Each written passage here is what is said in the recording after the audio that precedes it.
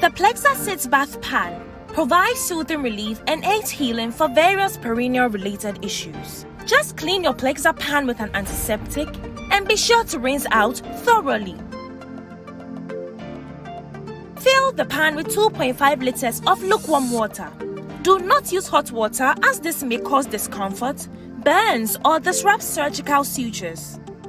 Next, add 2 teaspoons of your local salt or any other prescribed salt or medication.